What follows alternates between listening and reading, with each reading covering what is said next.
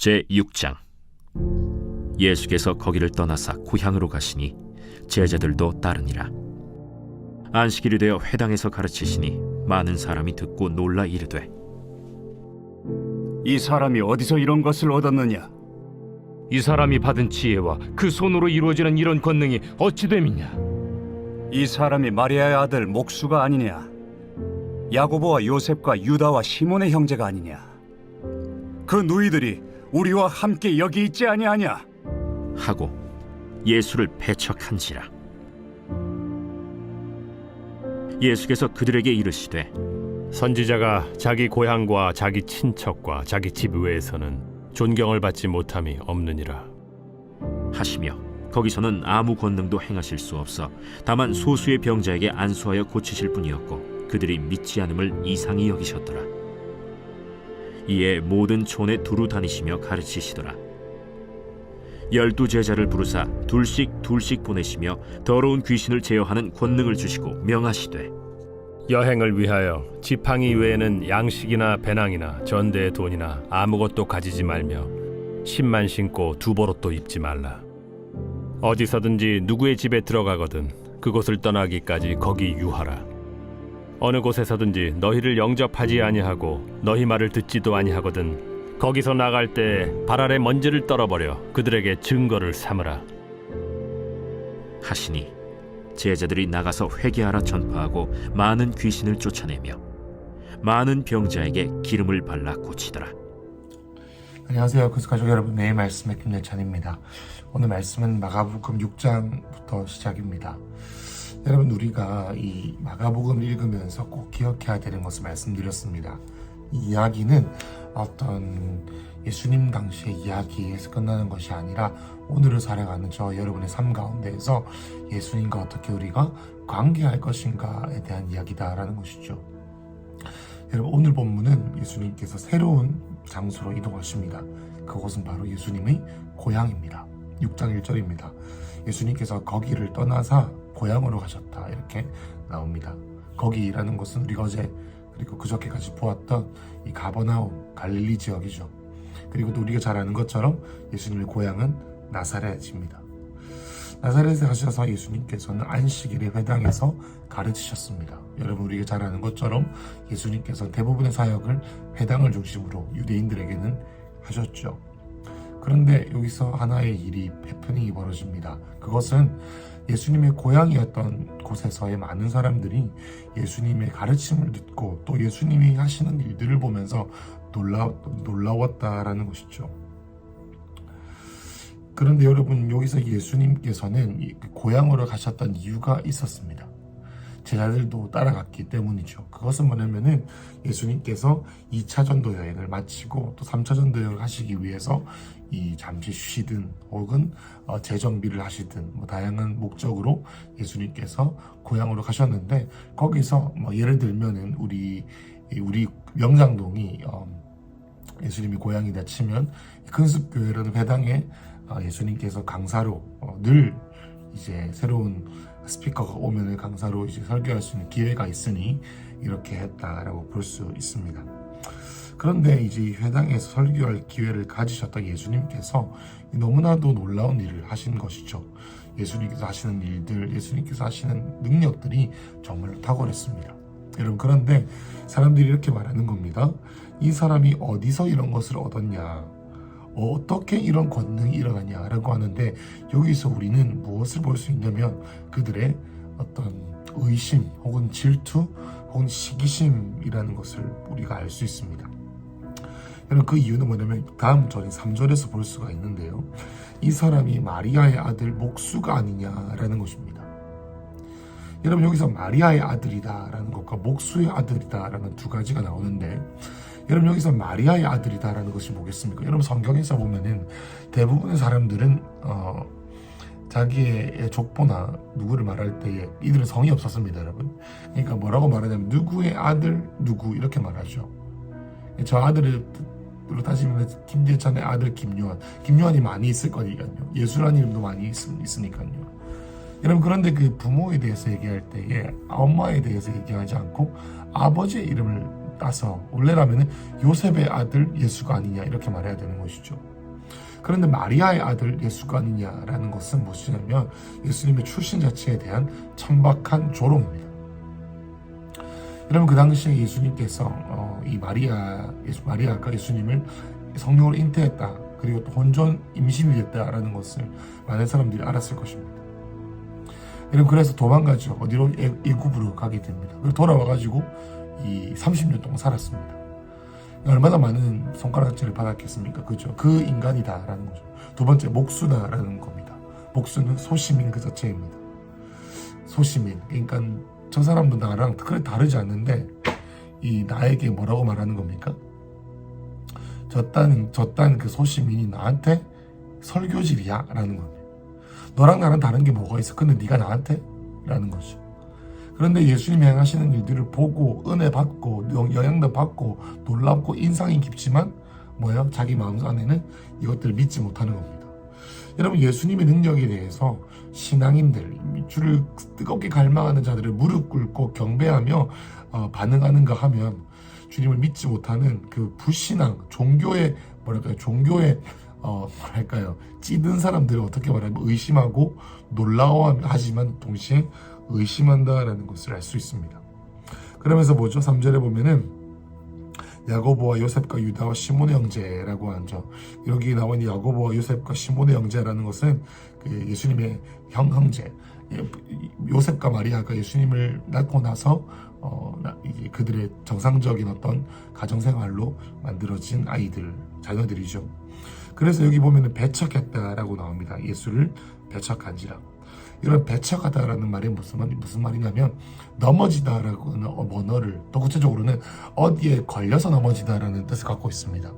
무슨 말입니까? 예수님을 믿기 싫어하는 마음 때문에 정말로 그들의 삶 가운데 예수님 믿음으로 인해서 그들의 삶이 변화되고 그들의 삶에 회복이 일어날 수 있는 기회가 찾아왔는데 그들 마음 가운데 있는 자존심, 그들 가운데 있는 불신, 그들 가운데 있는 의심으로 인하여서 어떻게 해요?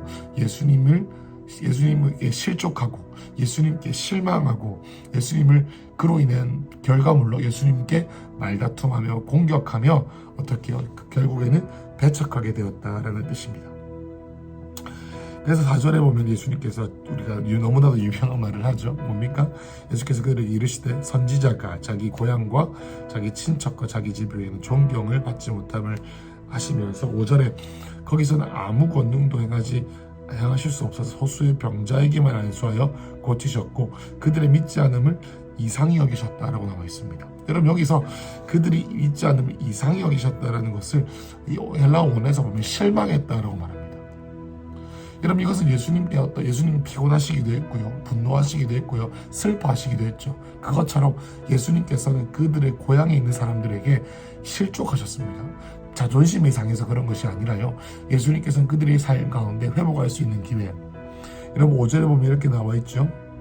소수의 병자에게만 주는 소수의 병자에게만 이렇게 기적을 베푸실 수밖에 없었습니다.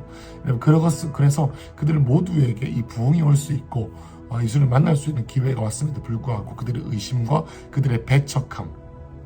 여러분 거라사 지방 기억나십니까? 예수님을 배척했죠. 떠나달라고 했죠. 예수님을 믿는 믿음으로 말미암아 그들의 삶에 있는 상실과 두려움으로 인하여서 예수님을 받아들이지 못했던 거 기억나시죠? 여러분 그런데 그러한 일들이 이 예수님의 고향 사람들에게도 있었다는 거죠. 그래서 예수님 마음 아팠다, 그들에게 실족했다라는 것을 볼 수가 있고요. 그러면서 이 예수님께서는 5절에 보면 아무 권능도 행하실 수 없어 이렇게 나와 있는데 그것은 무슨 말이냐면 예수님께서 아무것도 할 수 없다라는 예수님의 무력감 이런 것이 아니라 예수님의 의지에 대해서 말하고 있습니다. 마태복음 13장 58절에서 이 똑같은 내용을 다루고 있는데요. 마태복음에서는 많은 능력을 행하지 않았다 이렇게 나옵니다. 여러분 이것을 보면서 우리는 무엇을 할 수 있겠습니까? 아까 말씀드렸던 거라사 지방 이야기하면서 예수님께서는 결코 원하지 않는 사람들, 자유의지를 존중하신다는 것이죠.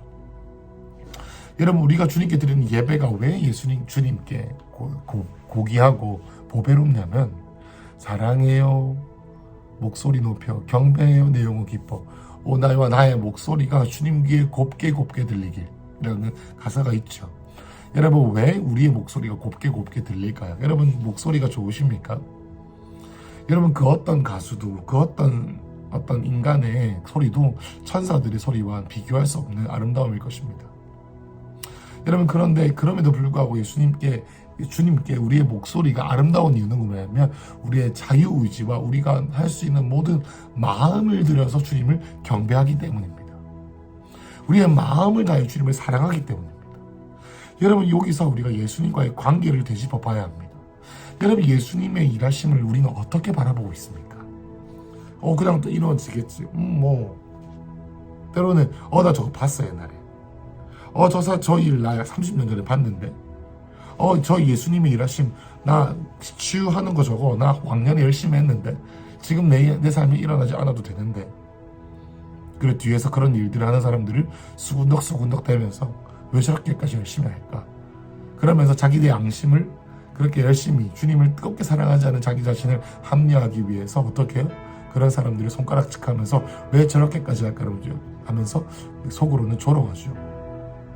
그런 사람들입니다. 마치 다윗이 하체가 다 보일 정도로 춤을 추며 주님을 예배하고 있는데 뒤에서 수군덕거리던 미갈처럼 말입니다. 여러분, 그런 자들에게는 주님께서 절대 일하실 수 없습니다. 왜냐하면 예수님께서는 그들의 마음을 보시기 때문입니다. 여러분, 이 말씀과 가장 비교되는 말씀이 뭔지 아십니까? 백부장 이야기입니다.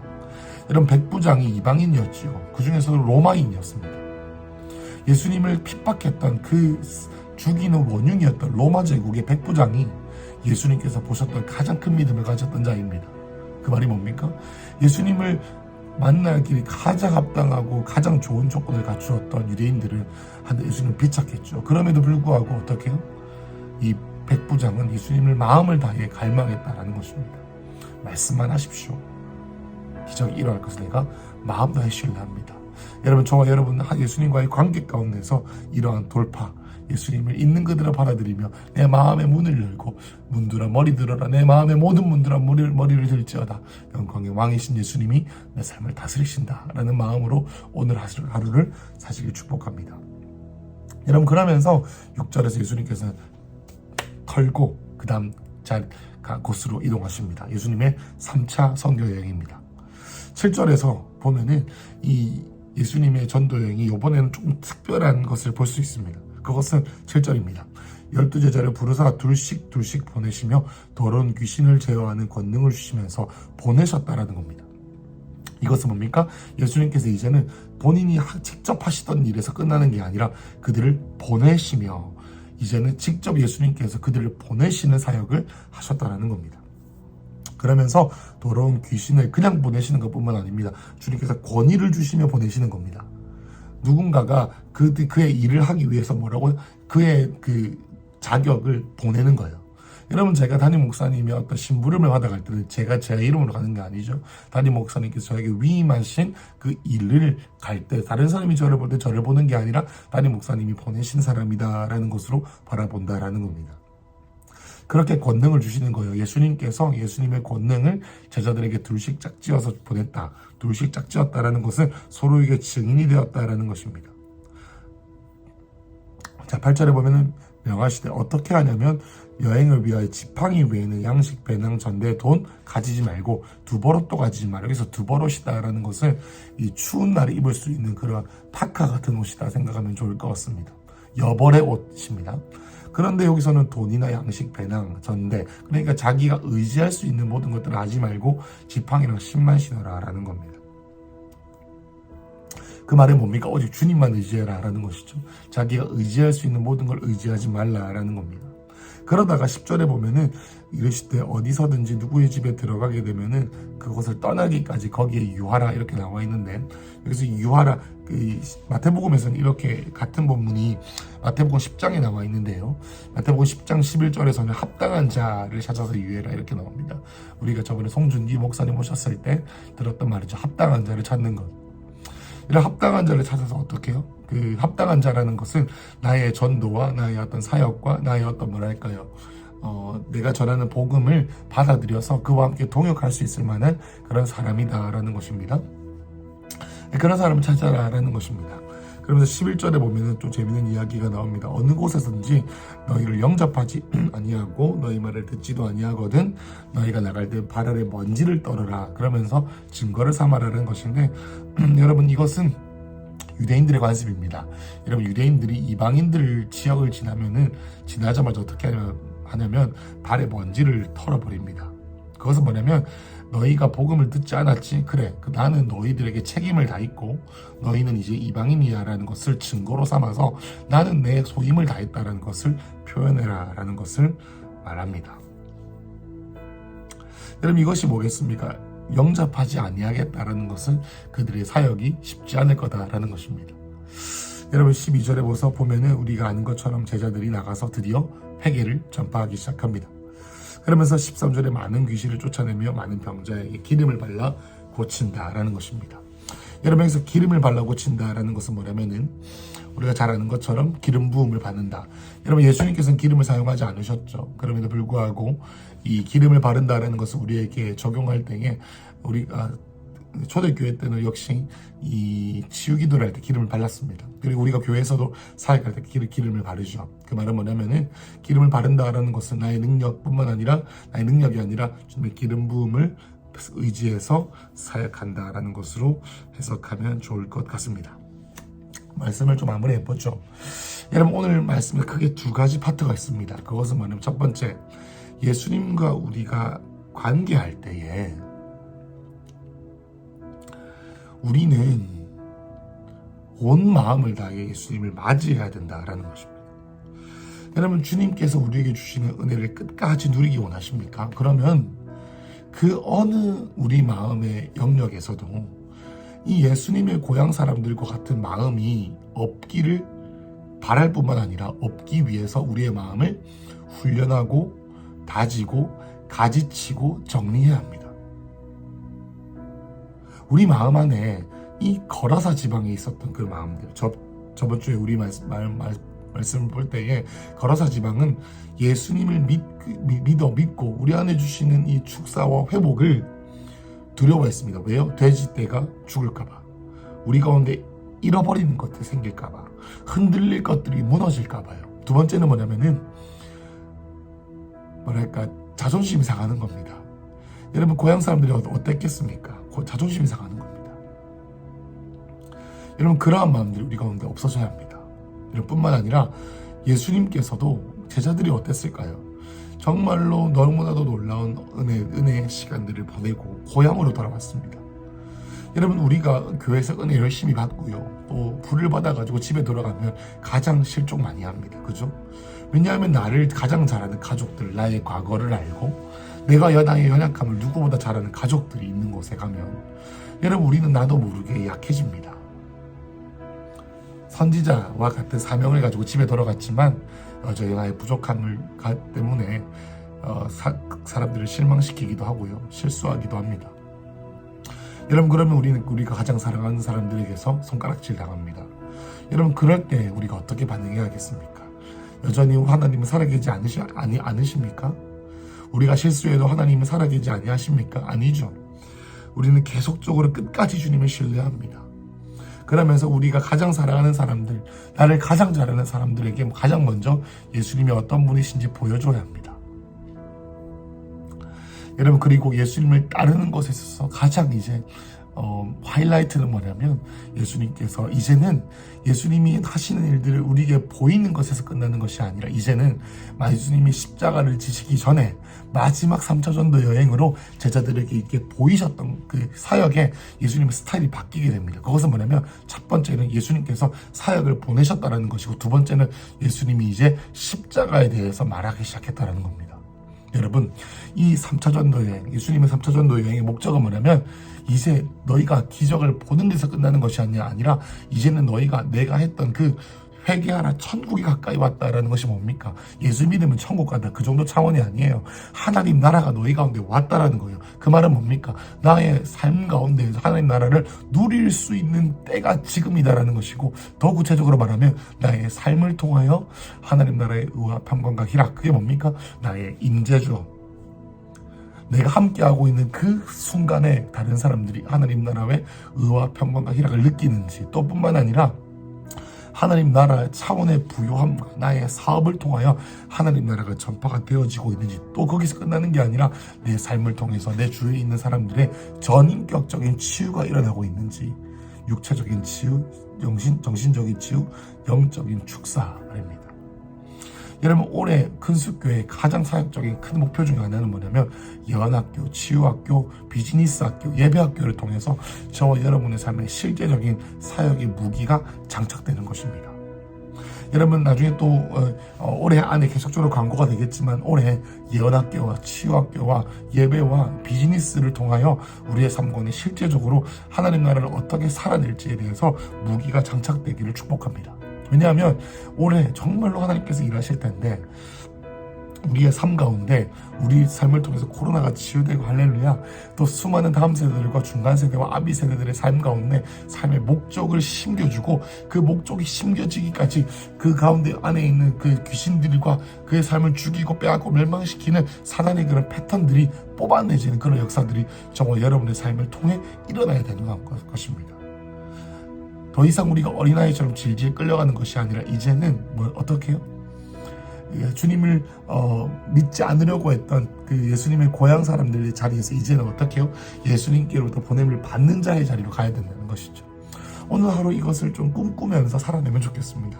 첫 번째, 하나님, 내 삶 가운데 나 주님을 의심하고 하나님이 일하시지 않을 거라고, 아니 일하는 건 머릿속으로는 알지만 마음 다해 갈망하지 않았던 내 마음을 회개합니다.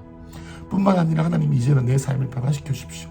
2022년 정말로 주님께 쓰임받는 사람 되고 싶습니다. 주님께 쓰임받는 제자가 되고 싶습니다. 제자가 된다는 건 하나님 나라를 이제 전파하는 통로가 되기 원하니 하나님, 나의 자리를 영적 위치를 옮겨주시고 주님과의 관계의 차원, 하나님 나라를 우리의 삶 가운데 이루어지는 그 차원이 올라가기 원합니다라고, 그것을 취하고 성취하고 도전하는 하늘 될 수 있게 달라고 닮아가며 우리의 삶 가운데 하나하나씩 적용하며 우리의 삶의 게으름과 우리의 삶에 있는 모든 패턴들을 끊어내는 하루 되시길 축복합니다. 기도하겠습니다. 예수님께서 우리를 향하신 그 마음은 정말로 너무나도 놀랍습니다. 하나님, 예수님을 향한 우리의 갈망이 이제는 때로는 미갈처럼, 거라사 지방의 수많은 의심 많은 사람처럼 나사렛에 있는 예수님을 안다고 생각하는 정말로 종교에 찌들어버린 그런 어떤 쳇바퀴 도는 사람이 아니라 신선하고 새롭고 예수님을 뜨겁게 갈망하기를 날마다 새롭게 하는 그러한 자 되게 하시고, 거기서 끝나는 것이 아니라 이제는 예수님과 함께 예수님의 보냄을 받아 주님만 의지하면서 자기 안에 있는 것을 의지하는 것이 아니라 주님만 의지하며 천국이 가까이 왔다라고 그의 삶을 통해 증거가 되는 인생, 그뿐만 아니라 영혼들의 전인격적인 치유를 이끄는 인생 될 수 있도록 하나님, 우리의 인생을 인도하여 주시옵소서. 예수님 이름으로 기도했습니다. 아멘.